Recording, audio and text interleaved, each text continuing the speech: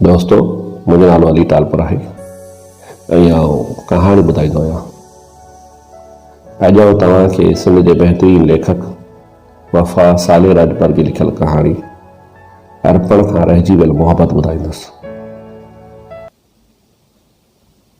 हूअ ॼलाइजो छो न आयो हो। रोज़ानी महमूद मूजिब साईं मां जीअं बस स्टॉप तां बस में चढ़ी त हिन जूं नज़रूं पाण मुरादो बस जे मर्दाने पासे ॾांहुं खजी वियूं। बस में रश न हुई, मुसाफ़िर ठिरिया ठापरिया पुरसुकून वेठा हुआ।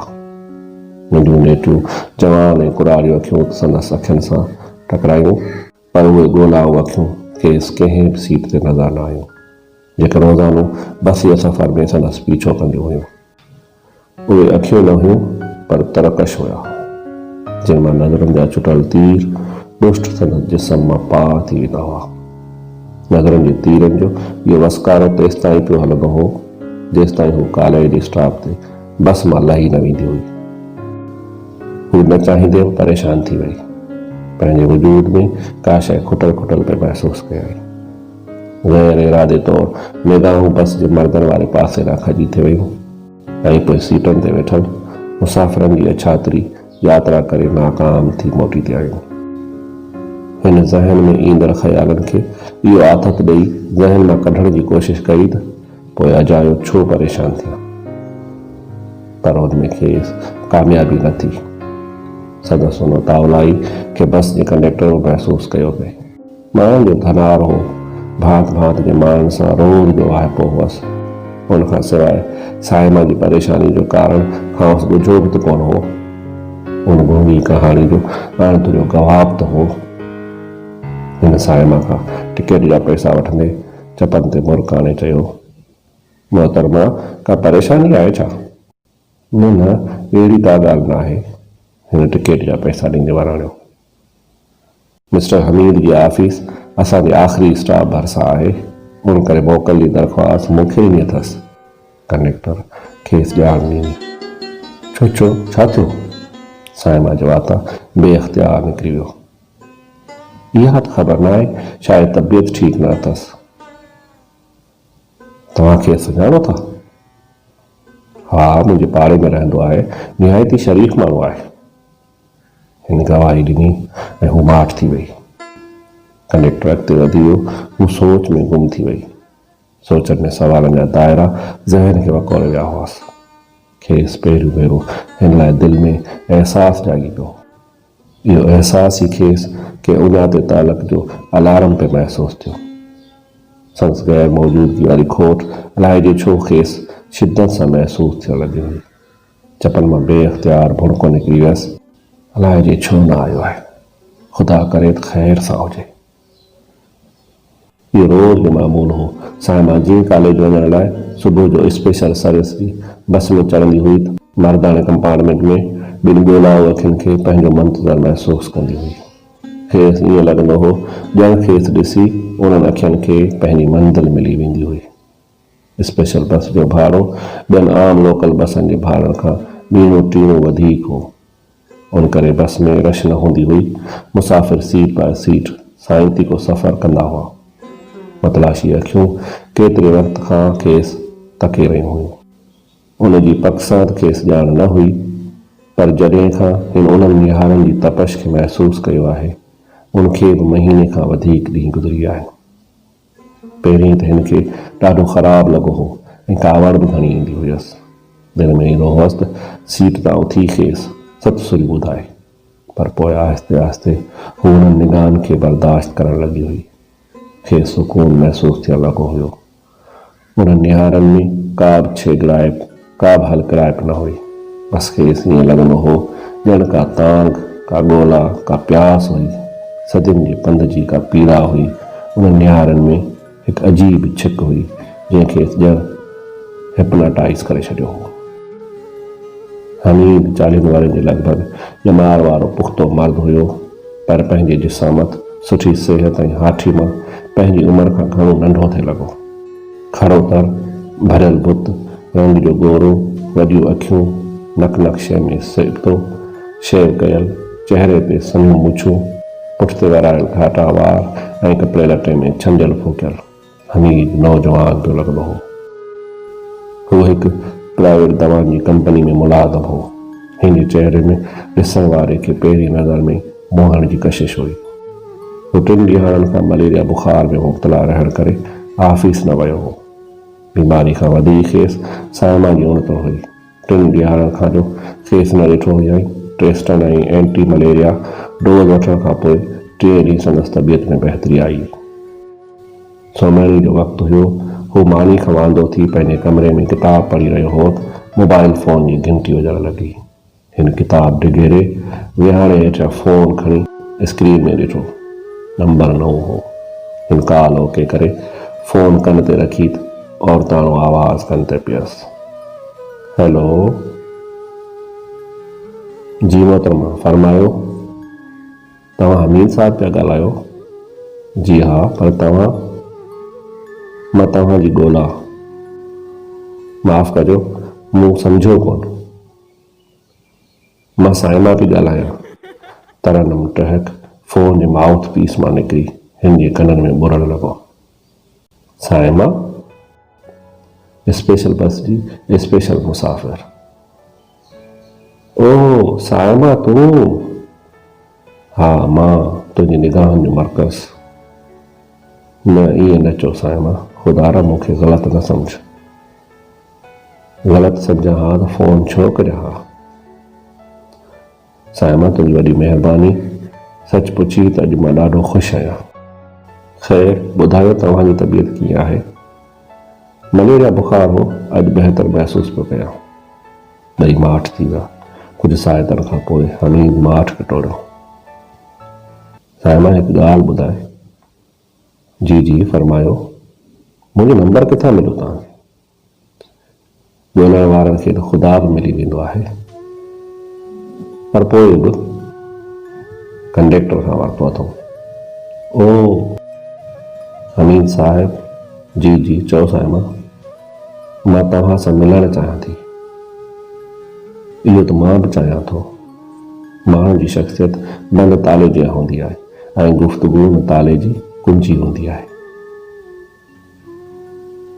मां त तव्हांजी अलजबरा जहिड़ी शख़्सियत खे वेझड़ाई सां सम्झणु घुरां थी। मुंहिंजी शख़्सियत जोड़ जो सवलो हिसाब आहे जंहिंखे सवलाई सां हल करे सघिजे थो। पोइ बि जॾहिं ऐं जिथे चाहियो मां अची वेंदुसि। सुभाणे राति मुंहिंजी फ़ोन जो इंतज़ारु कजो। ठीकु आहे, मां इंतज़ारु कंदुसि। चङो, फ़ोन बंदि करियां थी। महिरबानी, ख़ुशि हुजी छॾ। आचर ॾींहुं साइमा जे ॾिनल प्रोग्राम ते हमीद मशहूरु पार्क पहुतो त सुबुह जा 10 थिया हुया। पार्क में रश न हुई। एकड़ ॿेकड़ माण्हू बेंचनि ते वेठल हुया।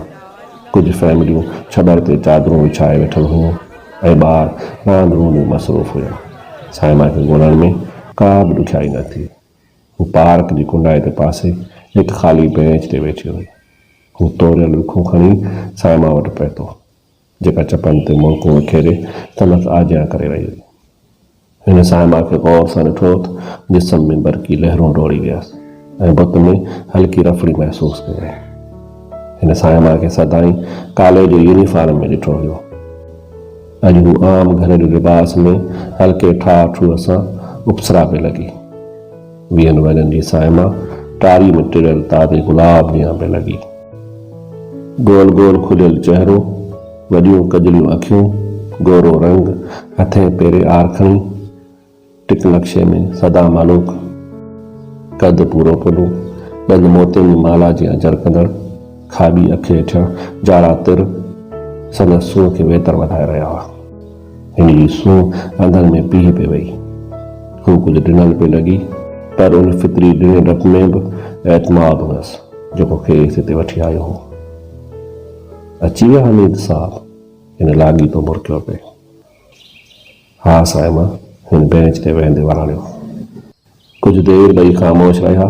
पार्क जे गुलनि ॿूटनि ऐं गुलनि ॾियण ॿारनि खे रांदि रूंद कंदे ॾिसंदा रहिया। शायदि ॿिन्ही खे गुफ़्तगू जी शुरूआति करण में हैबत पे महसूस थी। नेठि साइमा थधो साह खणी माठ खे टोड़ियो। हमीद साहिब। जी साइमा, चओ। तव्हां त अजनबियुनि वांगुरु ईअं माठ आहियो ॼण अहिड़ी ॻाल्हि न आहे साईं मां सोचां पियो त छा पिया सोचो इहो ई त ॻाल्हि जी शुरूआति किथां करियां। ॻाल्हि शुरूआति खां घणो अॻिते निकिरी आई आहे। मां त छा हमीद हैरत मां खेसि ॾिसणु लॻो। मां त तव्हांखे चाहिण लॻी आहियां पर छा सोचां थी त तव्हां बि। हमीद हिन घूरे ॾिठो हू शर्माइजी पाण में वेड़जी वई। हमीद चपनि ते उनी मुड़काणे वराणियो, साईं मां बि तोखे जिंदो जान खां वधीक प्यार करियां थो, पर ॿिन्हीअ जे प्यार जा रंग ऐं अंदाज़ धार धार आहिनि। मूं सम्झो कोन, सम्झी वेंदे। उन माण्हू निहारनि सां साईं मां जी अखियुनि ऐं चहिरे में ॾिसणु लॻो। हिन जे चहिरे जा तासरात तब्दील थियण लॻा। चहिरे ते उदासी जा बादल छाइजी विया हुयसि ऐं लुड़क टिम टिम करे अखियुनि मां वहण लॻसि। इहा ओचिती सूरत हाल साईं मां जी तवक़ा जे ख़िलाफ़ हुई। उन लाइ हू बिल्कुलु तयारु न हुई। को प्रेमी मेलाप जी घड़ियुनि में जज़्बात जो इज़हार ईअं बि करे सघे थो, हिन सोचियो बि न हो। हू गैर इरादे तौरु सुई संदसि वेझो अची वेठी ऐं टिशू पेपर सां संदसि लुड़कू खणण लॻी। साईं मां जे उन पंहिंजाइप वारे वर्ताव ते हमीद ॼण भुरी पियो हो। हू ॿई हथ मुंहं ते ॾेई सुॾकनि में पइजी वियो। साईं मां खेसि परचाईंदे चयो, हमीद साहिब ख़ुशीअ जे लमन में रोई पिया आहियो। तव्हां त ज़रूरत खां वधीक हिसास आहियो। हा साईं मां, तुंहिंजे मिलण जे अणझड़ ख़ुशी अखियुनि मां लुड़क बणिजी छलकी पई आहे। यकीन करियो हमीद साहिब सभु ठीकु थी वेंदो। साईं मां खेसि आथत ॾिनी। हमीद जी ज़िंदगी जे बारे में ॼाणण लाइ जेकी ॻाल्हियूं ऐं सवाल ज़हन में सोचे आई हुई, उहे समूरा सवाल हमीद जे जज़्बात पढ़ण वारे इज़हार में लुड़ी विया हुअसि।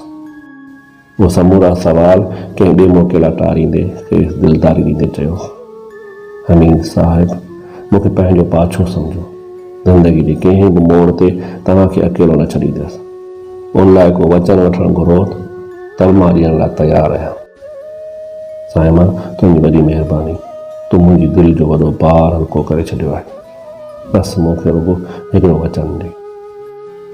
हा चओ, कहिड़ो वचन वठण थो घुरी?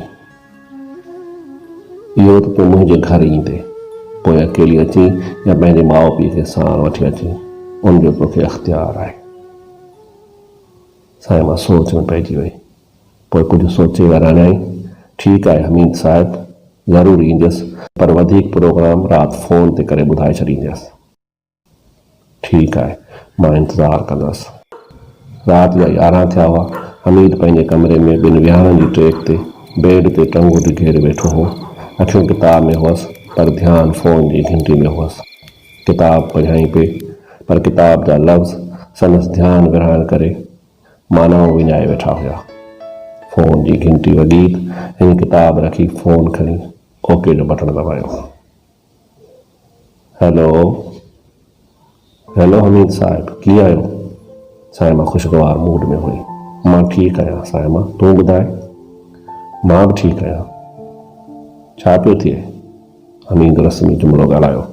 साईं मां संदसि सवाल खे अणॿुधो करे वराणियो, हमीद साहिब तव्हांजे प्यार जे अनोखे इज़हार त मूंखे छिड़काए छॾियो आहे। जज़्बा पंहिंजे इज़हार जा रस्ता पाण जोड़ींदा आहिनि। हमीद वाराणियो, ठीकु था चओ। सवा सिधा माण्हू बि पंहिंजी दिलि वांगुरु सादा ऐं मासूम हूंदा आहिनि। उन्हनि में बनावट जो नालो निशान बि न हूंदो आहे। इहो तुंहिंजो ज़र्फ़ आहे साईं मां।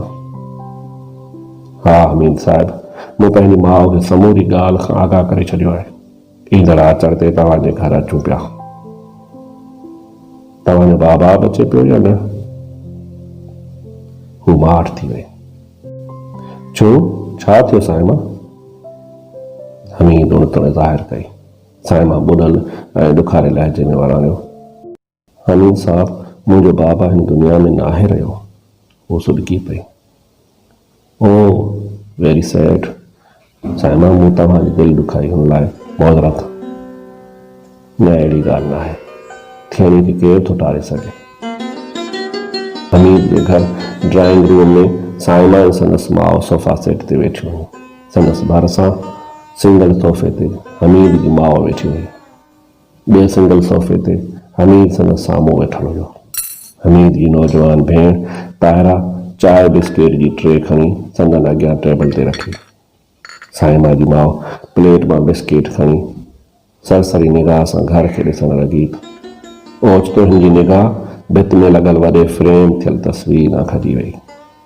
हथ मां बिस्किट छॾाइजी वियसि। हिन सुरबाट में साइमा खे कुझु चयो ऐं साइमा बि कंध वराए तस्वीर ॾांहुं ॾिठो। ॿिन्ही जे चहिरनि जा तासरात तब्दील थियण लॻा। मोकंदड़ चहिरनि ते नागावारी जा तासरात उभरी आया हुया। साइमा रुखे लहजे में चयो, हमीद साहिब, ही मुंहिंजी तस्वीर तव्हां किथां आंदी आहे? हमीद का वर्दी न ॾिनी। उनखां अॻु साइमा जी माउ फाठ खाधो। असीं शरीफ़ माण्हू आहियूं। को बि शरीफ़ अहिड़ी बदतमीज़ी खे बर्दाश्त न कंदो। अञा रिश्ते जी ॻाल्हि ई न थी आहे, तव्हां अॻवार छोकिरी जी तस्वीर घर में लॻाए छॾी आहे। हमीद साहिब, इहा शराफ़त त कान चइबी, इहा त हलकड़ाइप आहे। साइमा जो लहजो तिखो थींदो वियो। ॾिस साइमा, प्लीज़ मूंखे ग़लति न सम्झो। इन खां वधीक ग़लति छा थींदो? साइमा जी माउ ॻाल्हायो। ॾिस साइमा, मूं तोखे चयो हो त मां तोखे दिलो जान सां चाहियां थो, पर मुंहिंजी चाहत जो रंग अलॻि आहे। त छा इहो रंग आहे तव्हांजी चाहत जो? हा साइमा, तो ठीक समझो, पर मूंखे अहिड़ी चाहत जी का बि घुर्ज न आहे। साइमा सोफ़े तां उथंदे चयो। ॾिस साइमा, हिन तस्वीर में तूं न आहीं, पर तुंहिंजो अक्स आहे। हमीद ॻाल्हायो। तव्हां चवण छा था चाहियो? मूंखे त कुझु बि सम्झ में नथो अचे। साइमा जो लहजो अञा बि तिखो हो। हमीद जूं अखियूं लोकड़ सां भरिजी आयूं। हिन कुझु चवण जी कोशिशि कई, पर आवाज़ चढ़ियल गिरह वांगुरु निड़ी में अटकी पियो हुअसि। हमीद जी माउ टिशू सां अखियूं उगंदे चयो, धीअ, ही तुंहिंजी तस्वीर न आहे, त पोइ कंहिंजी तस्वीर आहे? ही हमीद जी धीउ नजमा जी तस्वीर आहे, जेका 2 साल अॻु रोड हादसे में माउ सां गॾु असां खां विछड़ी वई आहे। हमीद साणसि बेहद प्यार कंदो हुयो। जॾहिं खां तोखे ॾिठो अथसि, ॼण ॿीहर जी पियो आहे। हू पंहिंजी धीअ खे अर्पण खां रहिजी वियल मोहबतूं तोखे अर्पण घुरे थो। साइमा टिक ॿधी फ्रेम थियल तस्वीर ॾांहुं ऐं पोइ हमीद ॾांहुं ॾिसण लॻी, ऐं पोइ अमालक डोड़ी हमीद जी छाती सां लॻी वई। ॿिन्ही जे सुरकनि जा धीमा आवाज़ ऐं साइमा ऐं हमीद जी माइरनि जे अखियुनि में भरिजी आयल लुड़क नजमा जी तस्वीर खे ख़ामोश भेटा ॾेई रहिया हुआ।